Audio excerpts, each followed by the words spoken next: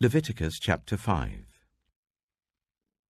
If anyone sins because they do not speak up, when they hear a public charge, to testify regarding something they have seen or learned about, they will be held responsible.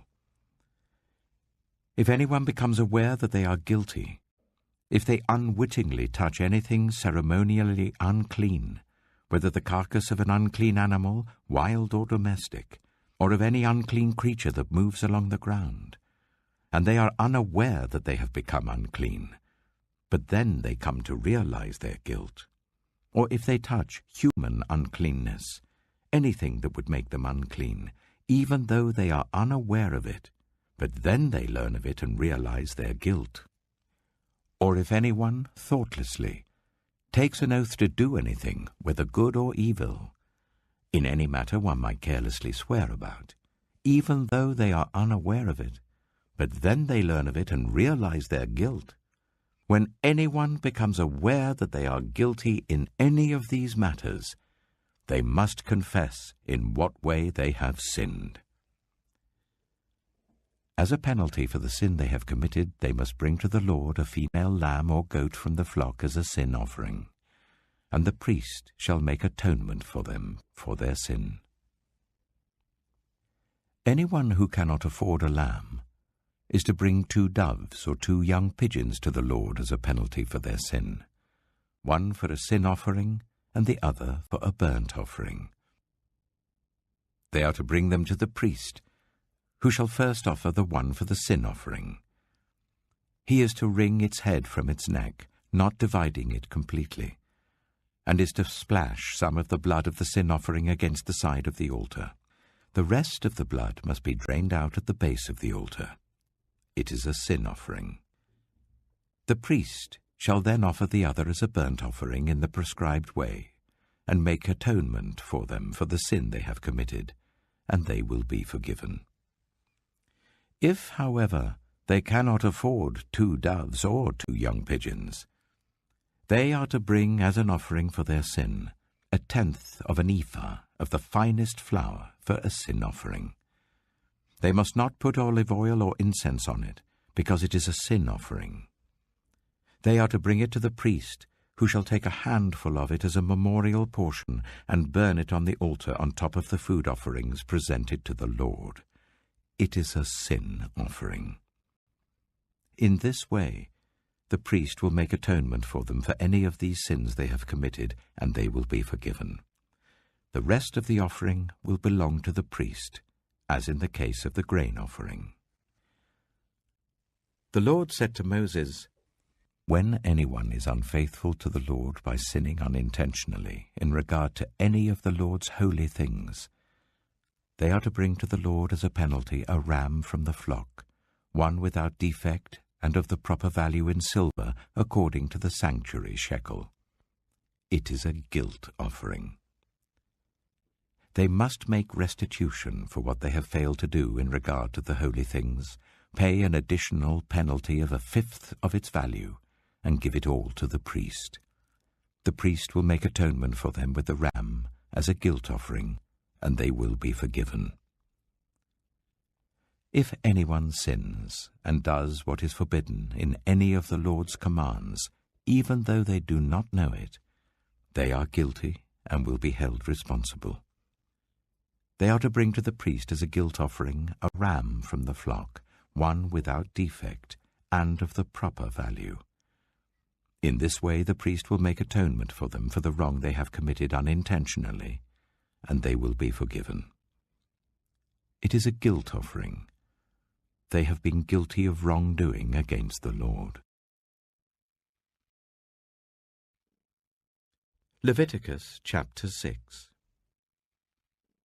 The Lord said to Moses, "If anyone sins and is unfaithful to the Lord by deceiving a neighbor about something entrusted to them, or left in their care, or about something stolen, or if they cheat their neighbor, or if they find lost property and lie about it, or if they swear falsely about any such sin that people may commit, when they sin in any of these ways and realize their guilt, they must return what they have stolen or taken by extortion, or what was entrusted to them, or the lost property they found, or whatever it was they swore falsely about.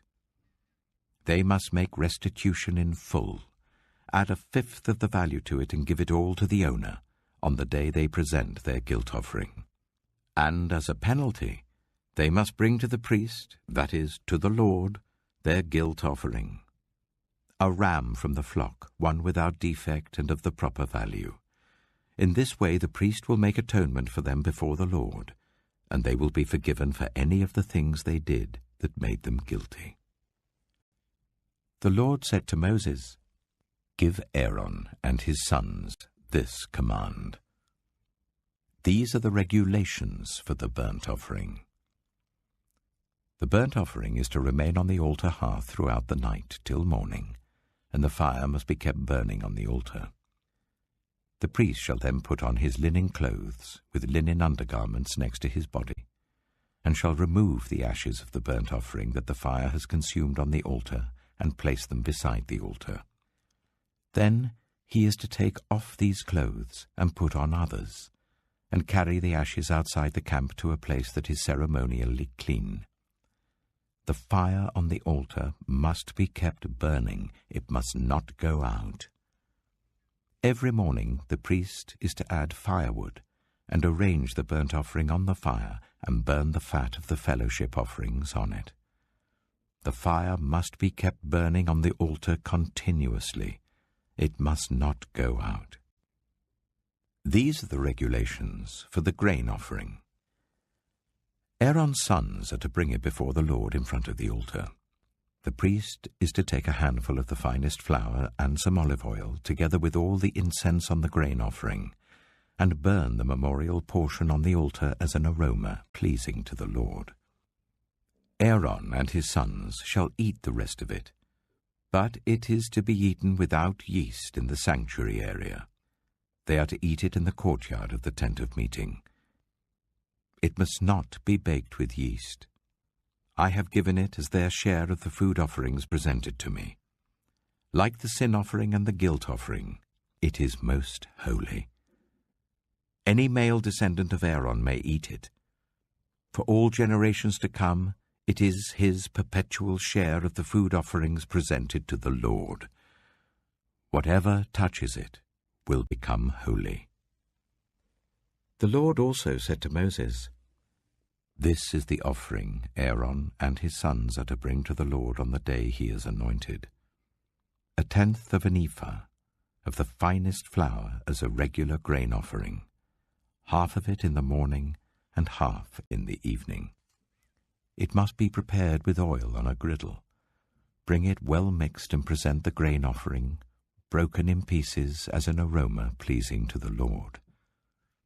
The son who is to succeed him as an anointed priest shall prepare it.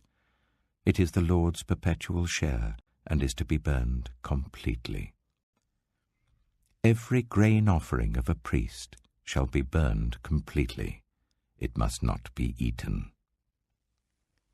The Lord said to Moses, "Say to Aaron and his sons, these are the regulations for the sin offering. The sin offering is to be slaughtered before the Lord in the place where the burnt offering is slaughtered. It is most holy. The priest who offers it shall eat it. It is to be eaten in the sanctuary area, in the courtyard of the tent of meeting. Whatever touches any of the flesh will become holy, and if any of the blood is spattered on a garment, you must wash it in the sanctuary area. The clay pot that the meat is cooked in must be broken.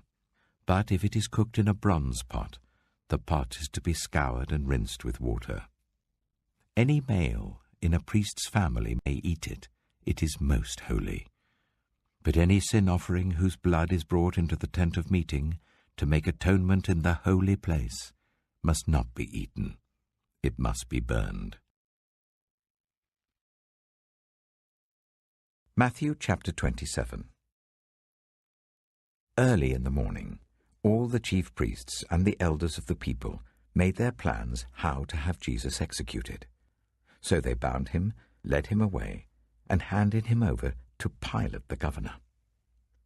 When Judas, who had betrayed him, saw that Jesus was condemned, he was seized with remorse and returned the 30 pieces of silver to the chief priests and the elders. "I have sinned," he said, "for I have betrayed innocent blood." "What is that to us?" they replied. "That's your responsibility." So Judas threw the money into the temple and left. Then he went away and hanged himself. The chief priests picked up the coins and said, "It is against the law to put this into the treasury, since it is blood money." So they decided to use the money to buy the potter's field as a burial place for foreigners. That is why it's been called the Field of Blood to this day. Then what was spoken by Jeremiah the prophet was fulfilled. They took the 30 pieces of silver, the price set on him by the people of Israel, and they used them to buy the potter's field as the Lord commanded me. Meanwhile, Jesus stood before the governor, and the governor asked him, "Are you the king of the Jews?" "You have said so," Jesus replied. When he was accused by the chief priests and the elders, he gave no answer. Then Pilate asked him, "Don't you hear the testimony they're bringing against you?" But Jesus made no reply, not even to a single charge, to the great amazement of the governor. Now it was the governor's custom at the festival to release a prisoner chosen by the crowd. At that time they had a well-known prisoner whose name was Jesus Barabbas. So when the crowd had gathered, Pilate asked them, "Which one do you want me to release to you, Jesus Barabbas or Jesus who is called the Messiah?" For he knew it was out of self-interest that they had handed Jesus over to him. While Pilate was sitting on the judge's seat, his wife sent him this message: "Don't have anything to do with that innocent man, for I have suffered a great deal today in a dream because of him." But the chief priests and the elders persuaded the crowd to ask for Barabbas and to have Jesus executed. "Which of the two do you want me to release to you?" asked the governor. "Barabbas," they answered. "What shall I do then with Jesus who is called the Messiah?" Pilate asked. They all answered, "Crucify him." "Why? What crime has he committed?" asked Pilate. But they shouted all the louder, "Crucify him!" When Pilate saw that he was getting nowhere, but that instead an uproar was starting, he took water and washed his hands in front of the crowd. "I am innocent of this man's blood," he said. "It is your responsibility." All the people answered, "His blood is on us and on our children." Then he released Barabbas to them. But he had Jesus flogged and handed him over to be crucified. Then the governor's soldiers took Jesus into the praetorium and gathered the whole company of soldiers round him. They stripped him and put a scarlet robe on him, and then twisted together a crown of thorns and set it on his head. They put a staff in his right hand. Then they knelt in front of him and mocked him. "Hail, King of the Jews!" they said. They spat on him and took the staff and struck him on the head again and again. After they had mocked him, they took off the robe and put his own clothes on him. Then they led him away to crucify him. As they were going out, they met a man from Cyrene named Simon, and they forced him to carry the cross. They came to a place called Golgotha, which means the place of the skull. There they offered Jesus wine to drink mixed with gall, but after tasting it he refused to drink it. When they had crucified him, they divided up his clothes by casting lots. And sitting down, they kept watch over him there. Above his head they placed the written charge against him: "This is Jesus, the King of the Jews." 2 rebels were crucified with him, one on his right and one on his left. Those who passed by hurled insults at him, shaking their heads and saying, "You who are going to destroy the temple and build it in 3 days, save yourself. Come down from the cross if you are the Son of God." In the same way the chief priests, the teachers of the law, and the elders mocked him. "He saved others," they said, "but he can't save himself. He's the King of Israel. Let him come down now from the cross, and we will believe in him. He trusts in God. Let God rescue him now, if he wants him. For he said, 'I am the Son of God.'" In the same way the rebels who were crucified with him also heaped insults on him. From noon until 3 in the afternoon, darkness came over all the land. About 3 in the afternoon, Jesus cried out in a loud voice, "Eli, Eli, lama sabachthani," which means, my God, why have you forsaken me?" When some of those standing there heard this, they said, "He's calling Elijah." Immediately one of them ran and got a sponge. He filled it with wine vinegar, put it on a staff, and offered it to Jesus to drink.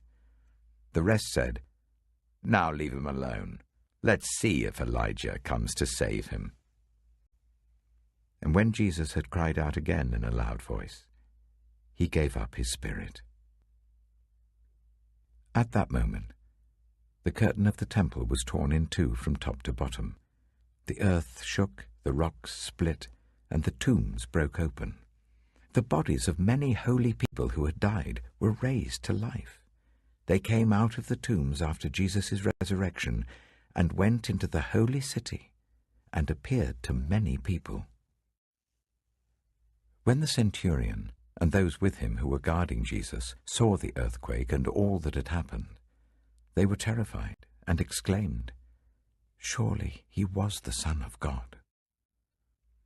Many women were there, watching from a distance. They had followed Jesus from Galilee to care for his needs. Among them were Mary Magdalene, Mary the mother of James and Joseph, and the mother of Zebedee's sons. As evening approached, there came a rich man from Arimathea named Joseph, who had himself become a disciple of Jesus. Going to Pilate, he asked for Jesus' body, and Pilate ordered that it be given to him. Joseph took the body, wrapped it in a clean linen cloth, and placed it in his own new tomb that he had cut out of the rock. He rolled a big stone in front of the entrance to the tomb and went away. Mary Magdalene and the other Mary were sitting there opposite the tomb. The next day, the one after Preparation Day, the chief priests and the Pharisees went to Pilate. "Sir," they said, "we remember that while he was still alive, that deceiver said, 'After 3 days I will rise again.' So give the order for the tomb to be made secure until the 3rd day. Otherwise his disciples may come and steal the body and tell the people that he has been raised from the dead. This last deception will be worse than the first." "Take a guard," Pilate answered. "Go, make the tomb as secure as you know how." So they went and made the tomb secure by putting a seal on the stone and posting the guard. Psalm 38. Lord, do not rebuke me in your anger or discipline me in your wrath. Your arrows have pierced me, and your hand has come down on me. Because of your wrath, there is no health in my body. There is no soundness in my bones because of my sin. My guilt has overwhelmed me like a burden too heavy to bear. My wounds fester and are loathsome because of my sinful folly. I am bowed down and brought very low. All day long I go about mourning. My back is filled with searing pain. There is no health in my body. I'm feeble and utterly crushed. I groan in anguish of heart. All my longings lie open before you, Lord. My sighing is not hidden from you. My heart pounds, my strength fails me. Even the light has gone from my eyes. My friends and companions avoid me because of my wounds. My neighbors stay far away. Those who want to kill me set their traps. Those who would harm me talk of my ruin. All day long they scheme and lie. I am like the deaf who cannot hear, like the mute who cannot speak. I have become like one who does not hear, whose mouth can offer no reply. Lord, I wait for you. You will answer, Lord my God. For I said, do not let them gloat or exalt themselves over me when my feet slip. For I am about to fall, and my pain is ever with me. I confess my iniquity. I am troubled by my sin. Many have become my enemies without cause. Those who hate me without reason are numerous. Those who repay my good with evil lodge accusations against me, though I seek only to do what is good. Lord, do not forsake me. Do not be far from me, my God. Come quickly to help me, my Lord and my Saviour. Proverbs chapter 7. My son, keep my words and store up my commands within you. Keep my commands and you will live. Guard my teachings as the apple of your eye. Bind them on your fingers. Write them on the tablet of your heart. Say to wisdom, you are my sister, and to insight, you are my relative. They will keep you from the adulterous woman, from the wayward woman with her seductive words. At the window of my house, I looked down through the lattice. I saw among the simple. I noticed among the young men a youth who had no sense. He was going down the street near her corner, walking along in the direction of her house, at twilight as the day was fading, as the dark of night set in. Then out came a woman to meet him, dressed like a prostitute and with crafty intent. She is unruly and defiant. Her feet never stay at home. Now in the street, now in the squares, at every corner she lurks. She took hold of him and kissed him, and with a brazen face she said, "Today I fulfilled my vows, and I have food from my fellowship offering at home. So I came out to meet you. I looked for you and have found you. I have covered my bed with colored linens from Egypt. I have perfumed my bed with myrrh, aloes, and cinnamon. Come, let's drink deeply of love till morning. Let's enjoy ourselves with love. My husband is not at home. He has gone on a long journey. He took his purse filled with money and will not be home till full moon." With persuasive words she led him astray. She seduced him with her smooth talk. All at once he followed her, like an ox going to the slaughter, like a deer stepping into a noose till an arrow pierces his liver, like a bird darting into a snare, little knowing it will cost him his life.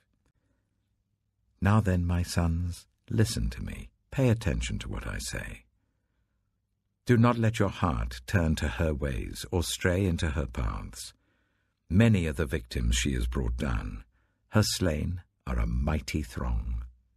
Her house is a highway to the grave, leading down to the chambers of death.